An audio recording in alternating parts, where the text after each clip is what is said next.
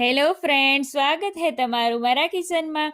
મારો ભાઈ તો હે ને મને ચેદુનો કહેતો હતો કે રીતિ સિંગદાણાની ચીક્કી બનાવીને, તો આજ તો મેં તો ચીક્કી બનાવી જ નાખી। તો હાલો રેસીપી જોઈ લઈએ। સિંગદાણાની ચીક્કી બનાવવા માટે ગેસ ઉપર રાખેલી કઢાઈમાં આપણે 2 કપ જેટલા સિંગદાણા નાખીશું। હવે આ સિંગદાણાને આપણે ધીમા ગેસ ઉપર શેકી લઈશું। તો આ રીતે આપણે વચ્ચે વચ્ચે એને હલાવતા જઈશું, નહીં તો એ પેનના તળિયે ચોંટી જશે।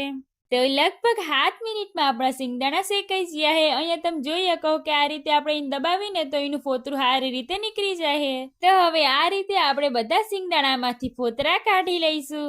તો હવે ગોળનો પાયો કરવા માટે ગેસ ઉપર રાખેલી કઢાઈમાં 2 કપ જેટલો પીસેલો ગોળ નાખીશું અને 2 ટીસ્પૂન જેટલું તેલ નાખીશું।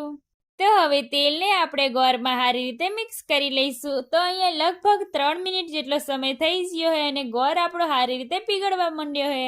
5 મિનિટ જેટલો સમય થઈ ગયો છે અને તમે જોઈ શકો કે ગોળ આપણો ફૂલાવા લાગ્યો છે। તો હવે એને આપણે પાણીમાં ચેક કરી લઈશું। તો એને હે ને આપણે 10 સેકન્ડ જેટલું પાણીમાં રાખશું અને તમે જોઈ શકો કે એ ઠંડુ થઈ ગયું છે। તો હવે એને આપણે ચેક કરી લઈશું। અહીંયા તમે જોઈ શકો કે ગોળ આપણો ખેંચાય છે। તો હજુ આપણો ગોળનો પાયો નહીં થયો। તો 2 મિનિટ જેટલો સમય થઈ ગયો છે। હવે એને આપણે ફેરથી ને આપણે પાણીમાં ચેક કરશું। તો અહીંયા તમે 2 મિનિટ પછી તમે જોઈ શકો કે એનો કલર એ બદલાવા લાગ્યો છે। તો અહીંયા તમે જોઈ શકો કે આપણો ગોળ છે ને એ ફટ દઈને તૂટી જાય છે, એટલે ગોળનો પાયો આપણો આવી ગયો છે।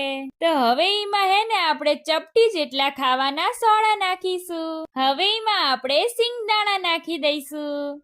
તો હવે ગોળના પાયા હારે આપણે સિંગદાણાને મિક્સ કરી લઈશું। તો હવે આ મિશ્રણને આપણે પ્લેટફોર્મ ઉપર પાથરી લઈશું અને હે ને એના ઉપર આપણે કોથરી રાખીશું અને આ રીતે એને આપણે વણી લઈશું।